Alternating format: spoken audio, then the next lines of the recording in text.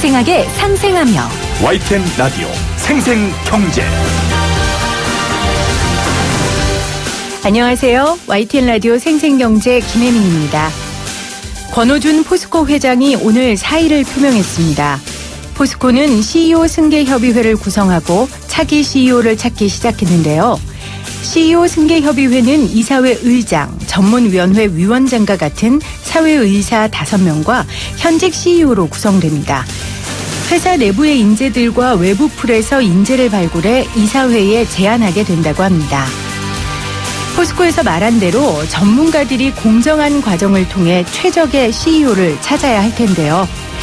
대한민국 철강의 심장, 불꽃 튀기며 급성장한 한국 경제의 상징과 같았던 포스코가 자원 외교와 관련해 각종 의혹을 받고 있다는 사실을 국민들이 주지하고 있다는 것. 이 점을 포스코가 꼭 인식했으면 좋겠습니다. 2018년 4월 18일 YTN 라디오 생생경제 지금 시작합니다.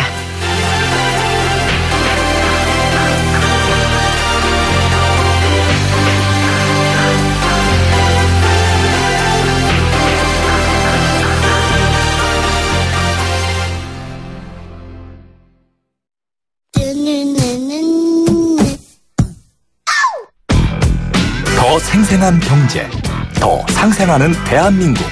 YTN 라디오 생생경제. 오늘 가장 뜨거운 경제 뉴스를 제일 생생하게 전해드리는 시간입니다.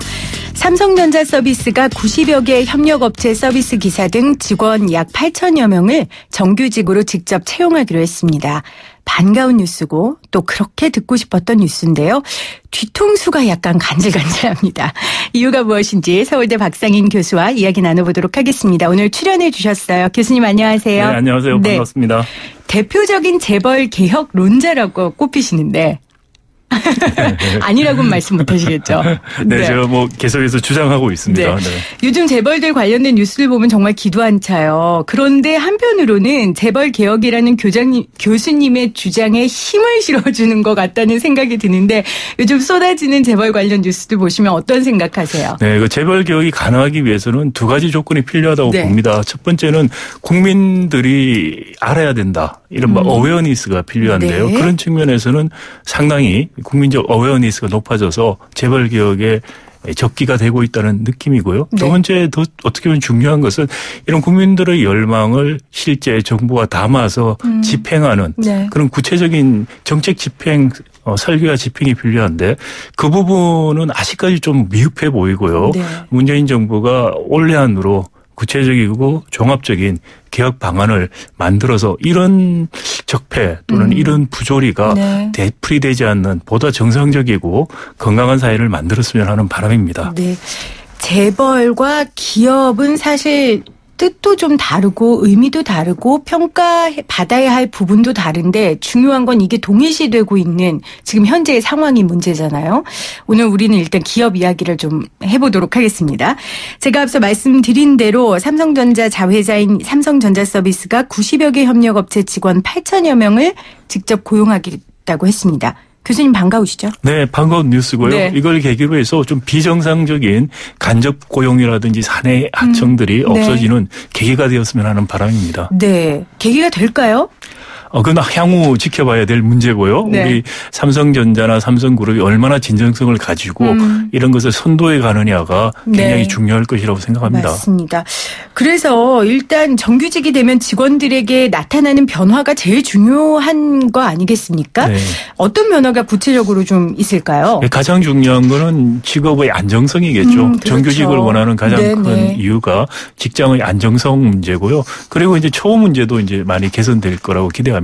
우리 보통 보면 정규직과 비정규직 임금을 보면은 비정규직이 정규직이 한 60%가 안 되는 수준이고요. 같은 일을 하는데도요. 네, 그렇습니다. 그럼에도 불구하고 복지 같은 걸 보면 더 격차가 심합니다. 맞습니다. 그렇기 때문에 앞으로 직업의 안정성과 처우 개선 같은 게 기대된다고 생각해 볼 수 있겠습니다. 네, 노조가 이제 임담협 창구 역할을 하게 되면 이제 직원들의 처우나 또 특히 이런 수리 실적에 따라 매달 불규칙 불이익했던 급여 문제 등이 아무래도 상당 부분 개선될 것으로 보여서 교수님 말씀하신 대로 저도 굉장히 반가운데요.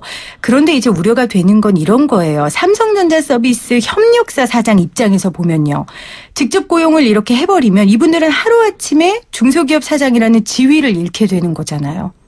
네, 그렇죠. 근데 이게 하루아침에 그렇게 일어날 수는 없고요, 사실은. 이게 위탁 계약이 있기 때문에 계약을 해지하기 위해서 중소기업 사장님들하고 삼성전자 서비스가 협상을 해야 될 것입니다. 네네. 그 과정에서 사장님들이 갖고 있는 영업권이라든지 이런 거에 대한 배상 문제가 해결이 돼야 될 것이고요. 그리고 아마 이분들도 관리직으로 고용을 승계하는 그런 작업들이 있을 것입니다. 그렇기 때문에 뭐 그 협상 과정에서 약간의 파열음들은 있을 수 있습니다만은 기본적으로 중소기업 사장님들에 대한 처우 문제라든지 고용 문제도 같이 논의될 걸로 예상됩니다. 네.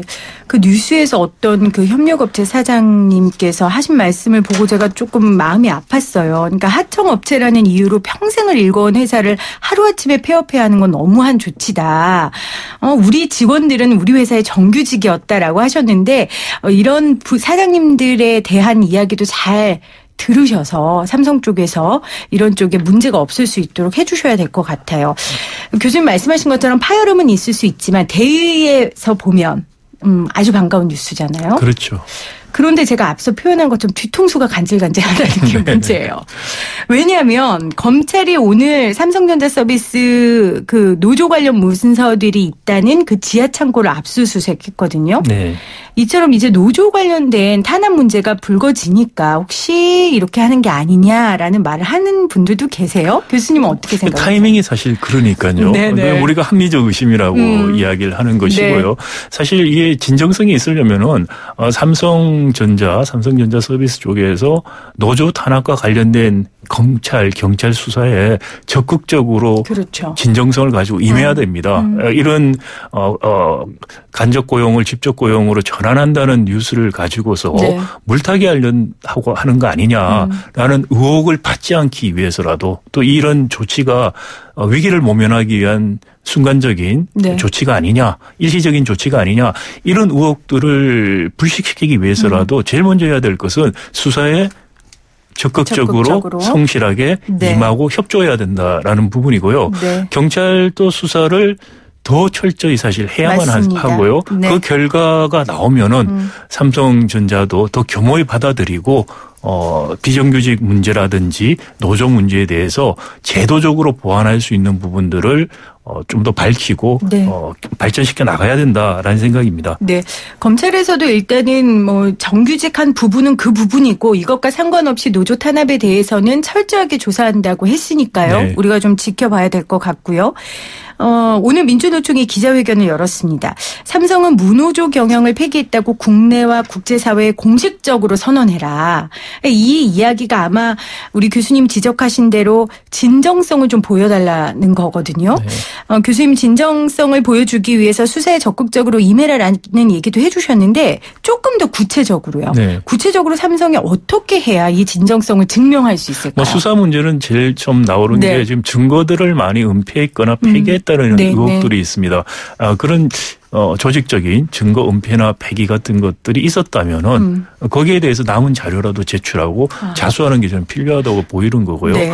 두 번째는 노조 활동을 보호한다는 것을 좀 공식적으로 밝혀라고 한 게 아직도 그룹 차원에서 이야기한 것이 아니고 직접 고용을 하겠다 그리고 노조 활동도 승계하겠다는 차원이기 때문에 삼성그룹에 사실 뭐 다른 노조가 지금 있는 걸로 돼 있지만 활동이 정상적인 노조 활동이 이루어지고 있지 않습니다. 네. 그런 의미에서 정상적인 노조 활동이 이루어질 수 있는 회사의 책무들을 성실히 하겠다. 네. 구체적으로 어떻게 하겠다. 이런 구체적인 플랜들을 밝혀야만이 사실 진정성이 있고요. 이것이 단지 하나의 계열사가 아닌 삼성그룹 전체의 노조에 대한 입장 변화라는 것을 최고 책임자 이주영 부회장이나 또는 형식적으로 지금 이장을 맡고 있는 그런 분들이 밝히는 것이 저도 바람직하다는 생각입니다. 네.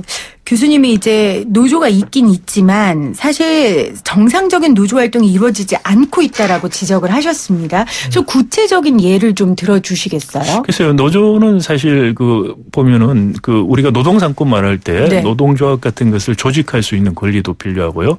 그다음에 단체 협상할 수 있는 권리 그리고 단체 행동의 권리 같은 것이죠.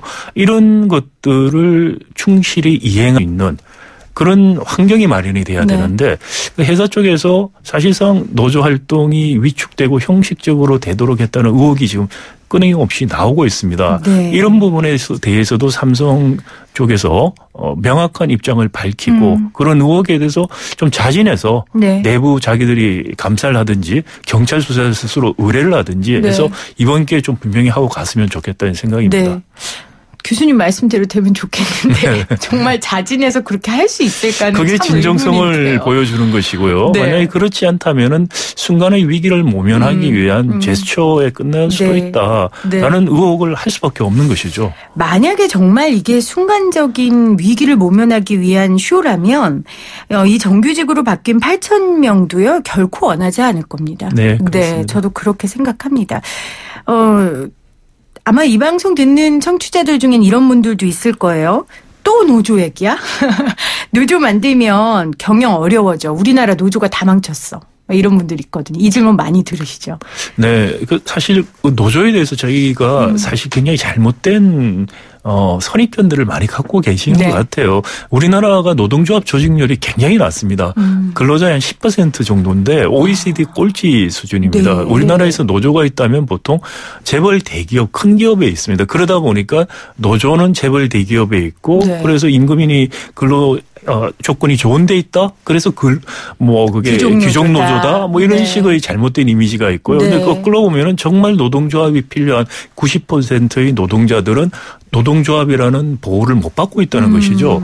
그리고 또 하나 제가 강조하고 싶은 것은 노동상권을 보호하는 것은 네. 민주주의와 시장 경제의 기본 원칙이라는 것입니다. 그렇죠. 네, 2차 세계대전 이후에 메가도 행정부가 일본에 개혁을 했을 때요. 민주국가, 시장경제국가를 건설하는 목표로 했는데 그 개혁을 한마디로 경제민주화라고 불렀고요. 네. 세 가지 요소가 있습니다. 하나가 토지개혁을 했고요. 두 번째가 재벌 해체를 했고 세 번째가 노동상권을 보호를 한 것입니다. 네. 그 이후에 공정거래법도 제정을 했죠. 이것이 뭘 보여주냐면은 지주라든지 재벌에 의한 경제력 집중이 있으면은 시장 경제 민주주의라는 다운주의에 기초한 이런 제도가 작동이 안 된다라는 네. 것이고 그 다음에도 기업이 돈을 벌려고 할 때 불공정한 행위로 벌어서도 안 되고 그렇죠. 노동 착취를 통해서도 벌어서도 안 된다는 거죠. 네. 돈을 벌 때는 오직 경영혁신이라든지 기술혁신을 통해서만 돈을 벌도록 하는 게 그게 시장 경제의 기본 아이디어입니다. 네. 그런 의미에서 노동상권을 보호한다는 것은 노동자의 권리를 보호하는 것뿐만이 아니고 기업 경영자들, 소유자들의 유인이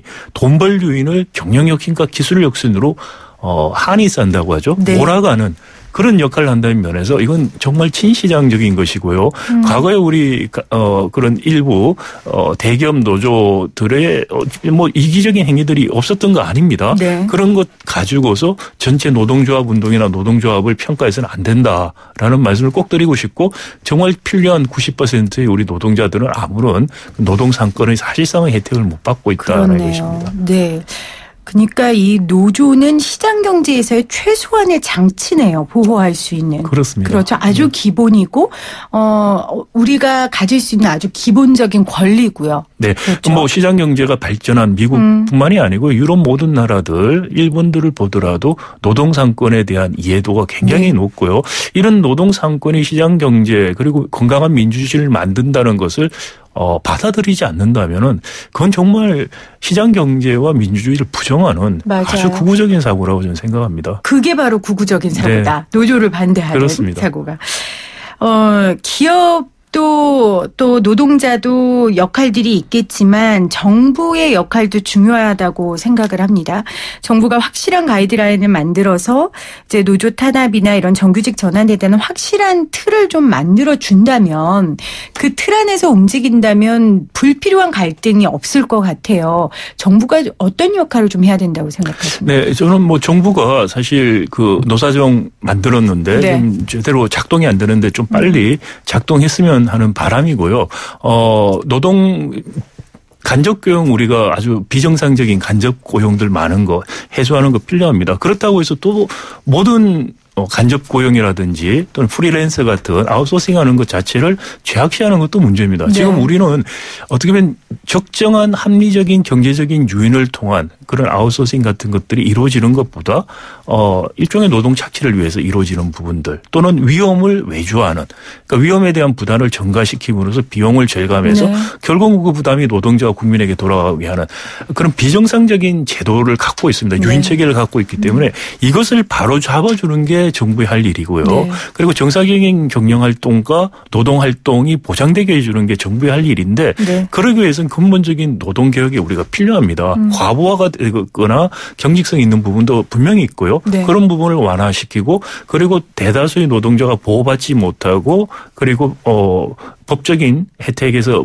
사실 사라져 있는 부분들을 메꿔주는 것도 하는 일이고 이런 것들을 포괄한 노동개혁이 필요하고요. 네. 저는 노동개혁이 성공하기 위해서는 재벌개혁을 동시에 할 필요가 있다. 노동개혁과 재벌개혁을 정부가 동시에 추진해야만 이 두 가지 정말 어려운 난제를 해결할 수 있다고 생각합니다. 하나만 추진하면 오히려 네. 실패할 수 있고요. 네.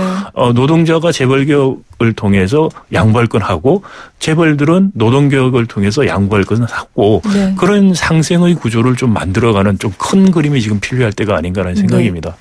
그러니까 기업 입장에서는 노동자가 없으면 기업이 유지될 수 없고요. 노동자 역시 기업이라는 게 없으면 일자리가 없어지는 맞습니다. 거잖아요. 네.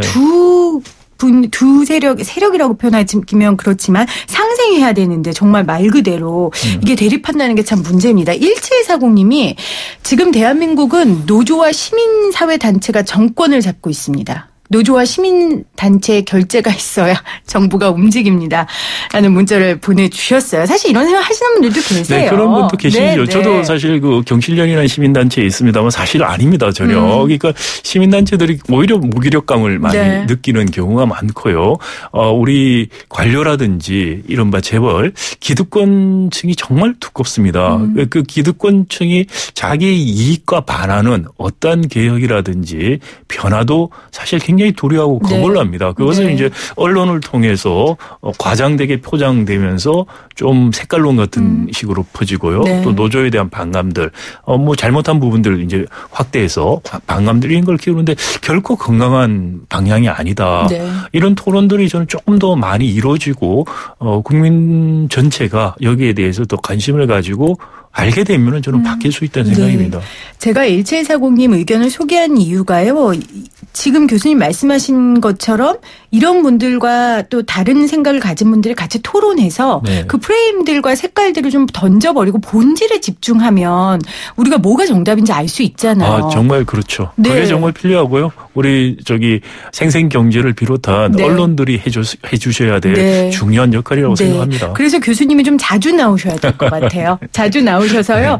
우리 본질을 볼 수 있는 네. 그런 눈을 우리가 좀 같이 가졌으면 좋겠습니다. 교수님 오늘 좋은 인터뷰 감사드립니다. 네, 감사합니다.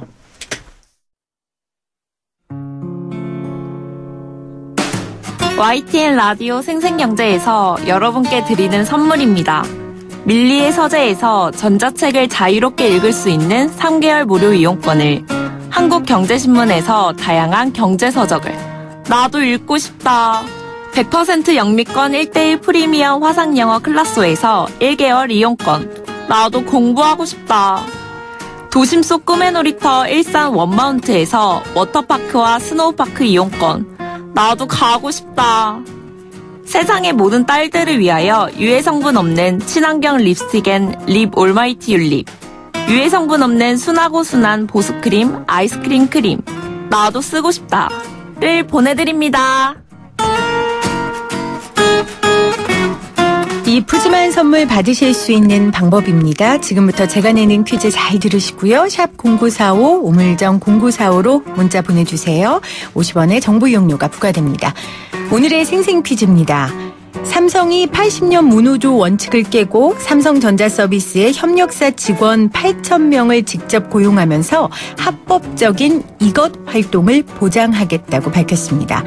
이것은 노동자가 주체가 되어 자주적으로 단결하고 근로 조건을 유지하고 개선해서 노동자의 경제적, 사회적 지위를 높이는 것에 목적이 있는 조직인데요. 노동자의 가장 기본적인 권리라고 할 수 있습니다. 이것은 무엇일까요? 1번 노조, 2번 동아리. 1번 노조, 2번 동아리. 여러분의 정답을 기다리겠습니다. 제가 보기를 읽으면서도 좀 웃음이 나오네요. 1번 노조, 2번 동아리입니다.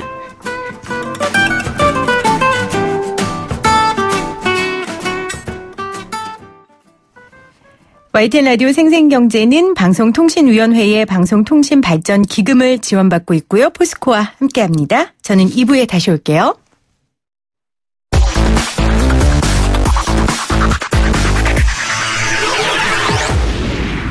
생생하게 상생하며 YTN 라디오 생생경제. 을이 웃어야 한국 경제가 살아난다. 으라차차 상생경제.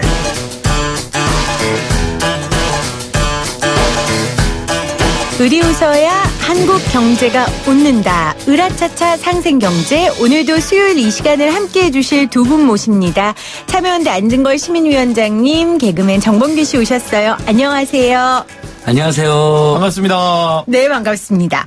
지난주에 일취월장, 청출어람, 뭐 정말 좋은 사자성어를 다 갖다 붙여도 부족하면 없을 것 같은 우리 범균 씨의 방송. 아이고, 감사합니다. 많은 분들이 칭찬하셨어요. 아이고, 고맙습니다. 이제 개그 아니라 시사를 해도 되겠다. 아닙니다. 그것이 알고 싶다. 진행을 해라.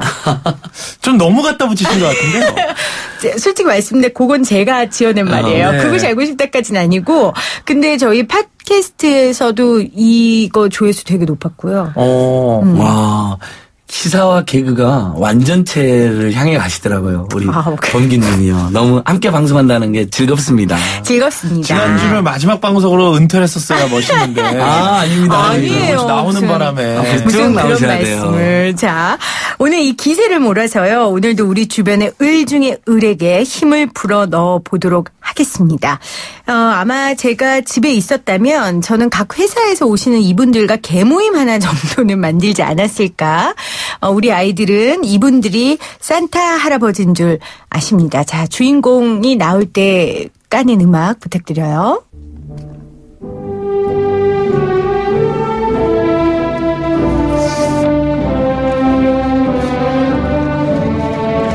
네, 우리 아이들의 산타 클로스 택배 기사님들이 오늘의 주인공입니다. 이 자리에요. 전국 택배노조 김태환 위원장 나오셨어요. 위원장님 안녕하세요. 예, 안녕하세요. 네, 반갑습니다. 반갑습니다. 네, 미스코리아 음악과 함께 등장하신 건 처음이시죠? 네. 오늘 저희가 미스코리아처럼 최고로 모실게요. 예, 고맙습니다. 네. 요즘 택배 관련된 뉴스, 요즘이 아니에요. 사실 너무 많이 나왔어요. 그죠. 범균 씨 뭐 기억에 남는 택배 관련된 뉴스 있어요? 아무래도 요 최근에 아무래도 그 진입금지 때문에 그 그러게요. 신도시 뉴스가 그러게요. 가장 요즘 핫한 또 그리고 가장 사회 문제 중에 하나 아닐까 싶네요. 네. 많은 국민들이 그 뉴스를 보면서 차 없는 아파트, 사실 일부 대학도 차 없는 캠퍼스가 있거든요. 네. 그 지하로만 다니게. 그 취지는 좋은데. 네. 그렇다고 그 택배기사님들 그 엄청 고생하시면서 그 한 달에 막 200 안팎도 못 벌고 있는 네. 게 널리 알려져 있는데 그 집까지 그냥 와서 손으로 들고 오거나 수레로 배송해라 하면 시간이 너무 많이 걸리잖아요. 그렇죠. 그래서 뭔가 이건 문제가 있다. 네. 이해는 되지만 문제는 있다. 이런 네. 반응이 대부분이셨던 것 같아요. 네. 네. 우리 그 전국 택배 노조 위원장님은 그 뉴스를 들으셨을 때 어떤 마음이 제일 먼저 드셨어요? 그 고객님들이 그런 요구를 하는 그 배경이나 이제 마음들은 충분히 이해를 해요. 왜냐면은 거기가 주거 공간이고 네. 택배 일을 하는 이제 저희들의 입장에서는 그 수준을 맞추는 것 자체가 불가능한 거죠. 네. 그래서 사실상 그 요구는 우리들은 이제 배송을 하지 말아라. 이제 이렇게밖에 안 들리니까 이제 대단히 이제 안타까운 거죠. 네. 특히나 이제 그 물건을 이제 그 다산 신도시 이제 뉴스 보면 쫙 주차장에 널브러 놓잖아요. 네, 저도 그 사진 봤어요. 근데 저희 기사들이 보는 시각에서는 그걸 널브러 놓을 수밖에 없었던 그 기사가 굉장히 이제 그 분실이라든가 모든 책임을 감수하면서 그렇죠. 그렇게 널브러 놓은 거기 때문에 네. 정말 안타깝게 또 이제 다른 시각에서도 이제 보게 되어지더라고요. 그러니까 그 배송을 하는 과정 가운데 분실되는 부분에 있어서는 택배 기사님들이 100% 다 책임지나요? 그렇죠. 아, 회사 가치 분할이 아니고. 네네. 오. 그러니까 제가 듣기로는 그 회사 소속의 직원이 아니라 하나의 이렇게 뭐라고 해야 되나요? 프리랜서신 거죠. 형식이 그렇게 돼 있죠. 네. 그러니까 예전에는 옷에도 다 그 회사 대기업 로고가 찍혀 있고 또 이렇게 직영으로 하던 경우도 있었어요. 네, 네. 근데 어느 순간부터 자영업자로 내문 거죠. 그러니까 특수고용 노동자. 유식한 말로는 특수고용 노동자라 하는데 노동자가 아닌 사실상 노동자인데 특수고용이라 그래갖고 노동삼권을 인정해주지 않고 당신들은 개개인이 사장이다 이렇게 돼 있는 거예요. 그래서 이분들은 노동조합도 못 만들고 단체 협상도 안 되고 네. 파업도 안 되는 것들. 근데 우리 이제 김태환 위원장이나 이런 분들이 뜻 있는 분들이 전국에 모여가지고 네. 택배 노조를 만들었고 작년 11월 3일에 이제 문재인 정부가 노동 존중을 표방하면서 노동조합 신고 필증이 난 거예요. 굉장히 그 역사적인 노동조합 설립으로 평가를 받고 있습니다. 네. 그러니까 전국 택배 노조라는 게 탄생하기까지 정말 어려움이 많았고 결국은 작년에 이제 특수고용직 노동자 최초로 고용노동부 노조 설립 신고 필증을 받았다라는 말씀이셨어요. 아니 그러면 회사에 떼주는 돈은 있으실 거 아니에요? 그 택배 단가가 이제 예를 들어 이제 고객님이 2,500원에 이제 지불하셨다. 네. 그러면은 거기 이제 택배 기사 명목으로 나오는 게 이제 800원 꼴 돼요. 이제 회사마다 조금씩 차이는 있는데 그럼 그 800원 안에서 대리점 수수료가 빠져나가고 부가세가 빠져나가고 경비가 다 빠져나가는 거죠. 그래서 실제로는 이제 한 500원에서 600원 그 사이로 이제 그 자기가 가져가게 되는 거죠. 물건 하나를 배송할 때마다. 네네. 그리고 이제 저희가 아침 7시에 출근해갖고 이제 밤늦게 이제 들어가니까 하루 세끼를 거의 밖에서 얘기를 해요. 네. 그리고 뭐 하고 뭐 집에 이제 그 부인이 있다 하더라도 실제로 하루 세끼 도시락을 쌀 수는 없잖아요. 그죠. 네. 대부분 다 밖에서 해결하면서 경비가 만만치 않게 다 빠지게 되죠. 기름값도 무시 못할 텐데. 네네.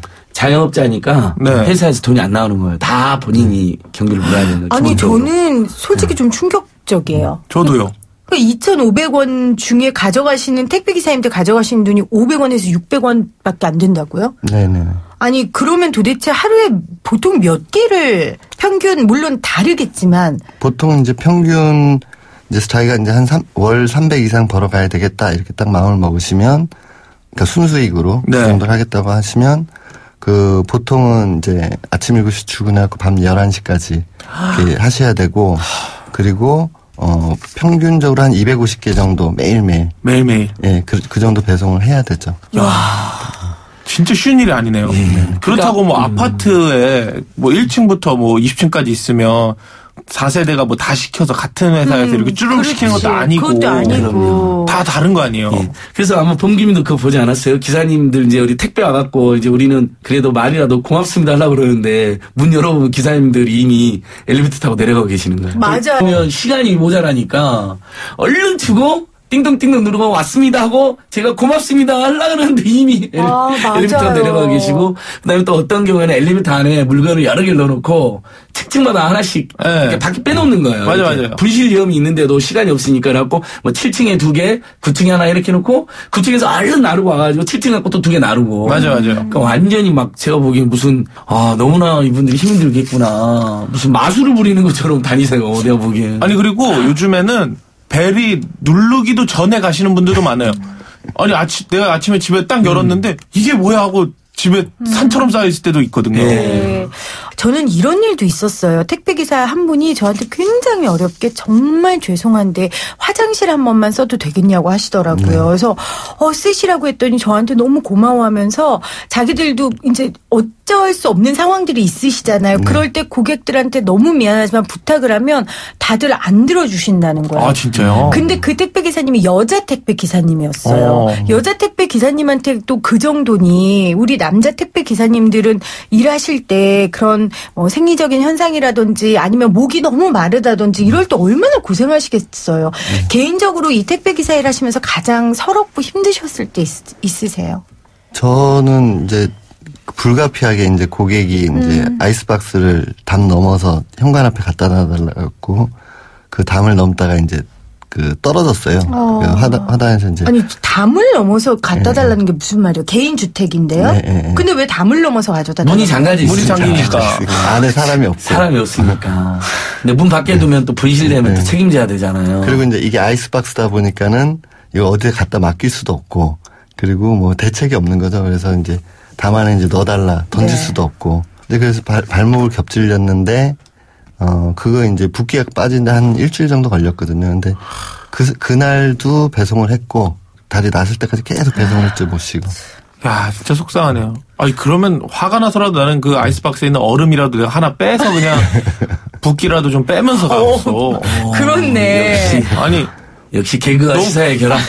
아니, 너무 속상하잖아요. 그러니까 너무 속상해요. 아니, 그래서 그렇지. 그 치료비 같은 것도 어디다가 청구도 못 하잖아요. 소비자한테 하겠어요? 회사에다 하겠어요? 그러니까 산재가 아니야 또. 그렇죠. 그러니까 노동자가 아니에요. 지금 그렇죠. 노동 상권이 없어요. 그러니까 네. 이분들은 자영업자니까 본인이 치료를 해야 되는 거예요. 그러니까. 얼마나 안타까워. 근데 아니 그러면 아까 이제 노동자가 아니기 때문에 그런 산재도 안 된다고 하셨는데 그럼 전국 택배 노조는 어떤 일을 하는 거예요? 저희들이 지금 이제 정부에게 요구하는 것도 있고 그다음에 네. 이제 회사에 요구하는 것도 있는데 네. 회사에 요구하는 거는 이제 분류 작업 개선해달라. 그다음에 이제 수수료를 이제 기본 가이드를 마련해달라. 그다음에 뭐 고용을 안정해달라. 뭐 계약서를 표준화시켜달라. 뭐 이제 요런 대목들이고. 네. 이제 정부에게 요구하는 거는 이제 그 택배 단가를 좀 정상화시켜달라. 정상화라는 건 얼마를 말씀하시는 건가요? 그러니까 이제 제가 아까 2,500원 기준으로 이야기했을 때 실제 2,500원에 계약되는 게 아니에요. 네네. 백마진이라 그래가지고 뭐 1,400원에 계약되는 것도 있고 뭐 1,700원에 계약되는 것도 있고 이거는 이제 물건 다수 나오는 기업 간에 할 때 소비자들은 2,500원으로 하는데 실제 계약 거래가는 이렇게 되는 거죠. 네. 그러면은 그 수수료가 더 떨어지게 되는 거예요. 저희가 배송할 때. 예. 수익이 이제 회사도 적고 저희도 그렇죠. 적고 네. 다 적게 되는 거니까 이런 부분들을 이제 개선해 달라 뭐 이제 이런 요구들을 하게 되는 거죠. 그리고 산재 같은 경우도 한 5년 전부터 이제 저희가 당연 가입자라 그래가지고 의무화돼 있어요. 근데 4만 5천 명의 택배 기사가 있는데 실제 입직 신고가 돼가지고 그 적용받는 사람들은 한 13,000명 정도 이렇게 돼 있고 이 13,000명 중 안에서도 적용제를 신청할 수 있게 돼 있어요. 네. 그래서 실제 가입률이 한 3,000명 네. 그 실가입률이 10%가 채 안 돼요. 네. 그리고 사용자들이 이 산재를 가입하는 그 주체거든요. 근데 네. 이 사용자들이 이제 가입을 안 하죠.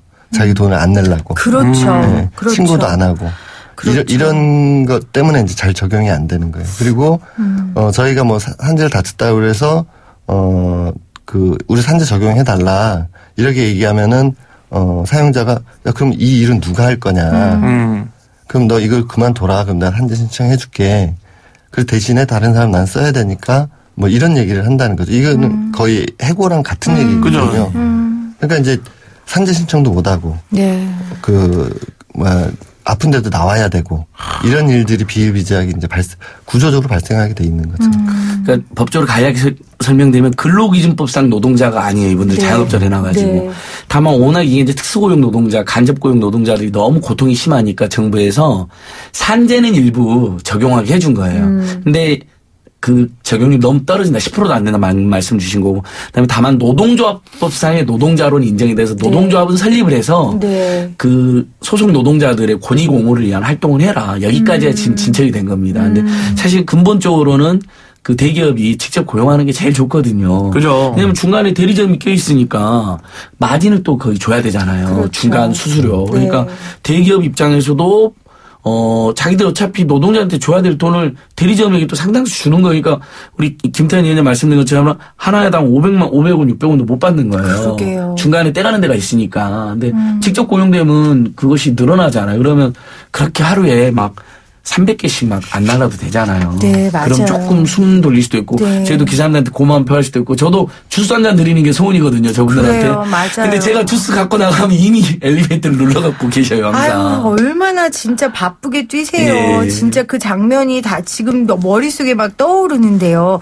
아까 전에 우리 위원장님께서 회사에 요구하는 것 중에 하나가 물류 작업 개선을 요구하신다고 하셨어요. 분류 작업. 예, 네. 그 분류하는 일들이 굉장히 벅차다고 들었어요. 그 부분에 대한 설명을 좀 해주시겠어요? 네, 그 분류 작업이라는 게 전체가 이제 물건이 이제 중개되는 과정에서 결국에 이제 저희 택배 기사한테 와서 차에 이제 실리는 그 직전 단계까지 과정이 이제 분류 작업인데 이 분류 작업에 대해서 기본 인력이 따로 있습니다. 그래서 흔히 얘기하는 이제 알바 광고에 이제 까대기라는 이제 이런 알바가 이제 저희 분류 작업하는 거예요. 그들이 하는 일을 저희도 똑같이 합니다. 그들이 하는 시간에 똑같이 같이 하고 있는데 처음에는 이게 분류 작업 시간이 한두 시간 정도였어요. 그래서 물건 인수의 과정으로 저희가 참여해서 이제 물건을 받는 이 정도로 이제 지나왔던 건데 저희가 특수고용 노동자이다 보니까 회사가 비용 절감을 위해서 이 분류 작업 인력을 계속 줄입니다.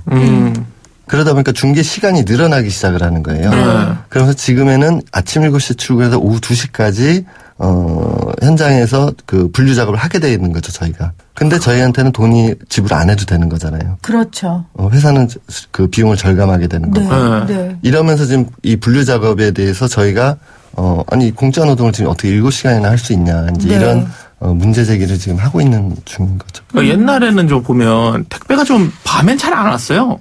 네. 밤늦게는 안 왔어요. 근데 요즘 밤늦게 많이 오더라고요. 와, 역시 정확하시다. 맞아요. 왜냐면 이게 분류 작업이 이렇게 하다 보니까 밤늦게 오는 경우가 생긴 거죠? 맞습니다. 맞습니다. 아침 낮에 1시, 2시까지 분류를 하시고 본인이 그걸 이제 물건 나를 것을 가지고 출발하니까 이제 1시, 2시나 출발하실 거 아니에요. 그러니까 당연히 저녁 시간을 돌파하는 거예요. 그렇게 해서 200개, 300개는 날라야 되니까. 그러니까. 그래서 막 어쩔 때는 9시, 10시에도 오시고 어디 댓글 같은 거 보니까 기사님하고 그 시키신 분하고 합의가 돼서 밤 12시에도 막 만나고 그러더라고요. 그러니까 얼마나 서로 참 피곤하고 민망하고 죄송한 일입니까. 아니, 그리고 이게 처음에는 이제 제가 이제 생각을 해보니까 기사님들이 그냥 도와주신 거잖아요. 원래 회사를 내가 조금 빨리 해서 나도 좀 쉬려고 이렇게 하다 보니까 내가 도와준 게 어찌 보면 이제 좀 자꾸 당연시 하다 보니까 그 호의도 자꾸 되면 이게 너무 당연한 건 줄 안다고. 맞아요. 와, 너무 정말 안 도와줬어야 돼요. 이 분류 작업이 얼마나 힘드냐면요. 제가 예전에 우체국 그 집중소에서 아르바이트를 했었거든요. 그 분류 작업만 알바를 하는 분들이 엄청 많이 있어요. 그 우체국 집중소에 가보면요. 그럼 산뜸한테 택배를 컨베이어벨트 돌 때 그 막 집배를 분류하는 거예요. 그걸 힘없이 하는 거예요. 그걸 그렇게 하는 분들에게도 막 몇십만 원씩 주는 거예요. 일주일만 해도 몇십만 원 줘야 되는 그 돈을 공짜로 시키는 거예요. 그러니까 굉장히 나쁜 거죠. 그건 다른 분들을 채용을 해서 해놓거나 아니면 저분들에게 그만큼 인센티브를 드려야 되는 게 맞는 겁니다. YTN 라디오 생생경제 오늘 으라차차에서는 택배 기사님들의 어려움, 택배 기사님들이 이 땅을 을로 살아야 하는 그 슬픔에 대한 이야기를 우리 전국 택배노조 위원장님과 함께 나누고 있습니다. 위원장님, 그 작년 말이었나요? 택배 기사님들 안타깝게 스스로 목숨을 끊는 일들이 좀 연달아 있었죠. 네. 참 질문 드리기도 조심스럽지만 그때 동료 택배 기사님들 마음의 슬픔이라는 것, 또 그 일이 남의 일이 아니고 내 일이 될 수 있다라는 그런 문제의식, 이런 것들이 굉장히 컸을 것 같아요. 저희가 노조를 만든 이유가 이제 그런 것 때문입니다. 그러니까 작년에 이제 말씀해 주신 분들은 대체로 다 이제 우편물 이제 하셨던 분들이고, 근데 저희 택배 쪽에서도 비슷한 시기에 이제 돌아가신 분들이 쭉 있었는데, 저희가 이제 불이익들이 막 있다, 뭐 이제 이런 얘기들을 서로 공유하고 이제 이러던 와중에 저희 동료 기사들이 이제 과로사를 이제 하시게 네. 되는 거죠. 네. 남일로 느껴지는 게 아니라 내가 그렇게 될 수 그렇죠. 있겠다, 이렇게 그럼요. 느껴지게 되고, 네. 거기에 대해서 그 누구도 제대로 된 어떤 항변이라던가 뭐 대가라던가 이런 거를 논하지도 못하는 이런 상황들 속에서 사람들이 노동조합을 통해서 최소한의 권리를라도 이렇게 만들어가 보자, 이런 취지로 이제 노동조합이 이제 출범하게 된 것입니다. 네. 마지막으로 택배 기사님 안 만나는 주민들이 없잖아요. 네. 우리 청취자분들께 한 말씀 좀 부탁드릴게요. 그 택배 시장이 계속 커지고 있습니다. 택배 물건들이 이제 계속 많아지고 있고 주문하시는 분들도 더 많아지고 있고, 저희도 다 자기 직업을 대단히 이제 소중하게 생각하고 그걸 잘 가꾸려고 이제 그 모든 기사님들이 그런 마음을 가지고 갖고 하고 있습니다. 다만 이러한 서비스를 잘 하는 데서 지금 앞서서 얘기해 주신 것처럼 분류작업 문제라든가, 그리고 아까 다산 신도시 같은 문제라든가, 이런 부분들이 그 제대로 마련이 안 돼 있다 보니까 네. 저희도 잘하고 싶은데 잘 안 되는 측면이 상당히 많은 거죠. 그럼에도 불구하고 어쨌든 저희들이 이런 어려운 환경에서 이제 일을 하면서 가장 큰 힘이 되는 건 역시나 또 고객님들이에요. 네. 그러니까 아무리 저희가 막 스트레스를 많이 받고 있어도 고객님들이 따뜻한 말 한마디, 그리고 고객님들이 뭔가 음료수라도 이제 문고리에 이렇게 걸어 놓으시는 분들도 계세요. 이제 그런 걸 이제 받으면은 하루의 피로가 그냥 확 풀리는 거거든요. 정말 네. 배려가 깊네요. 그렇죠? 네. 이렇게 물 드리면 나가실지 모르니까 미리 걸어서 이거 드시고 가십시오. 저도 그렇게 해야겠네요. 범규님, 그것부터 실천하죠. 택배를 시키면 밖에다 음료수를 걸어놓자. 네. 아니, 저는 엘리베이터에다가 박스를 하나 해놓는 것도 괜찮을 것 같아요. 차라리. 왜냐면 모든 주민들이 다 이용하는 거는 그래요. 엘리베이터거든요.